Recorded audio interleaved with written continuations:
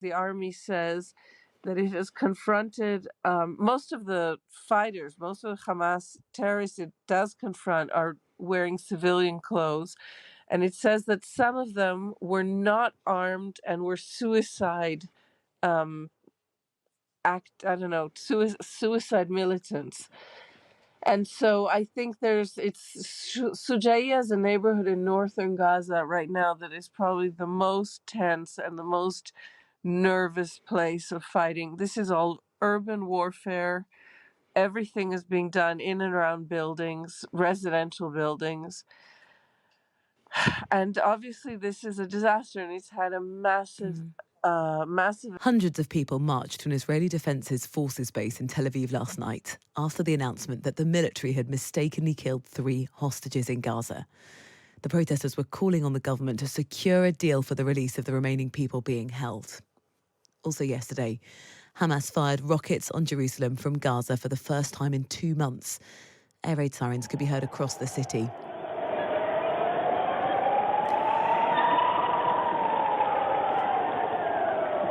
One rocket was reported to have landed near the Ramallah hospital. Noga Tarnopolsky is a journalist in Jerusalem. Noga, we'll get on to what happened in Jerusalem in just a moment. First of all, can you explain the sort of feeling that you're inheriting, waking up to this morning in Israel about the mistake made by the IDF yesterday? Good morning. Well, this emerged already yesterday evening. And what it sounds like from what we know, these are 3 young men who managed to escape captivity or who were just abandoned by their captors. And it sounds like what may have happened is that they emerged from one of those shafts that go down into the tunnels where many Hamas fighters and Hamas leaders are hiding. And that when they emerged and looking like young, fit men, they were thought to be terrorists emerging from the shaft, like many, many have. It's one of the things that we are told is being investigated is whether they spoke out in Hebrew, whether they were able to make any efforts to identify themselves, if they were given that chance, etc. But the feeling is it's very, very harsh, I would say, very grim, especially the thought of these people who managed to survive 70 days in captivity and may have felt a little sense of relief when they saw Israeli military, coming to get them. Yeah, they said the IDF mistakenly identified 3 Israeli hostages as a threat. And this happened, Noga, not sort of from an airstrike, but on the ground.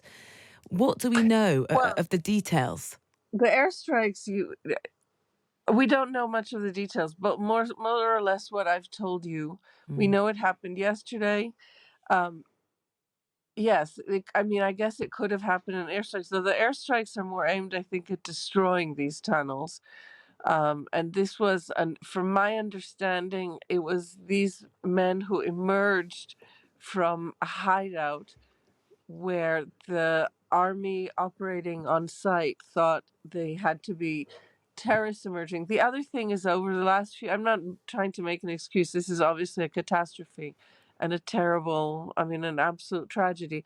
But over the last few days, the army says that it has confronted most of the fighters, most of the Hamas terrorists it does confront are wearing civilian clothes.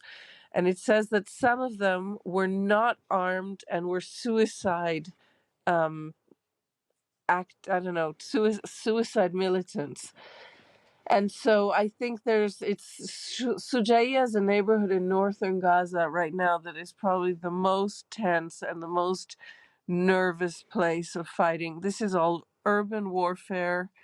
Everything is being done in and around buildings, residential buildings.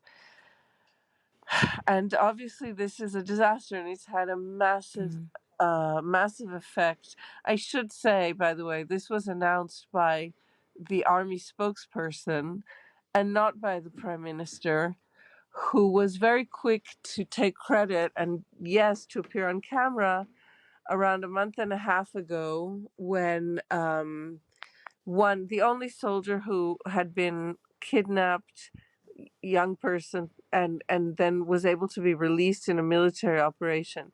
So when that happened, the prime minister was very quick to take credit for the operation. And this time he allowed the army spokesman to make this terrible announcement. And that has been, I think, a significant part of the reason the protest came out so quickly. They're very angry. Yeah, it's clearly beyond devastating. You talk about, we don't know, of course, what was going through the minds of those men, but may have thought that that was rescue.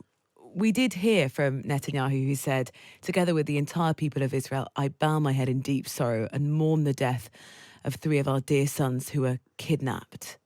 Those words, for the families, for the people of families people who've been held hostage, that hasn't dispelled anger.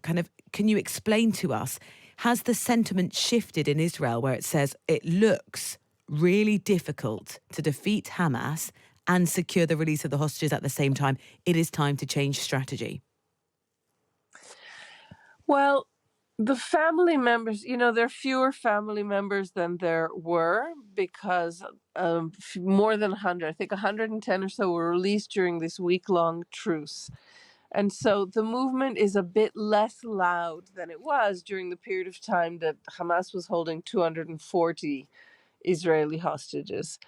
So what you have now are a smaller group of family members. There's still thousands of people, but a smaller group and much more desperate.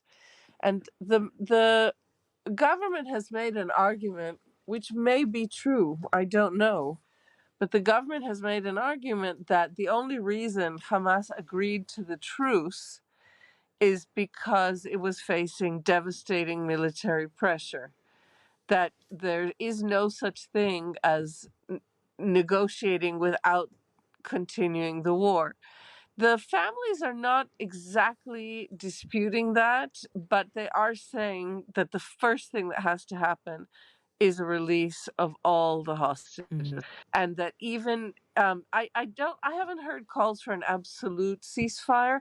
I mean, what Hamas is demanding, with by the way, without giving any proof of life of any of these hostages, what Hamas is demanding is an end to the war in exchange for the hostages, and Israel's demanding the hostages in exchange for prisoners, which was the previous deal. So I don't know. There's a lot. There's a terrible, terrible mill of rumors, and everything that one hears is worse than the thing one heard 5 minutes ago, honestly.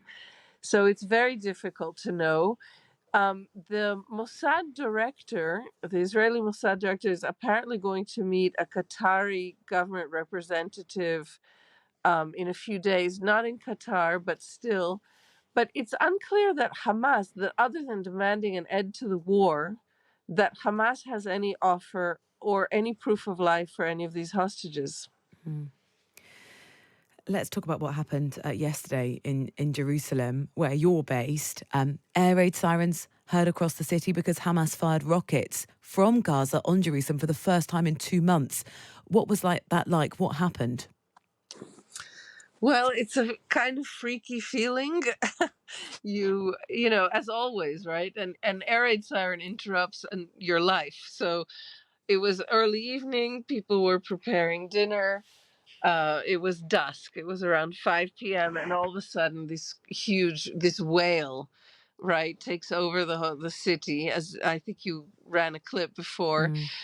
No less scary, even more scary, are the sounds of the booms. So in Jerusalem's case, Jerusalem was lucky, and the I think there were 3 or 4 rockets launched at Jerusalem, and they were all intercepted by the Iron Dome system, and to my knowledge nobody was hurt. There was a hit in a suburb of Jerusalem called Bet Shemesh, and there was a very, very dramatic filmed interception above the Al-Aqsa Mosque in central Jerusalem, but nobody was hurt. And that, yeah, it was unexpected. There's a kind of inherent expectation here, obviously wrong, that Hamas would try and avoid launching towards any of the Muslim holy sites. And of course, yesterday that was a significant change, a significant gear shift. Noga, Well, thank you. yes. Thank you so much for your time.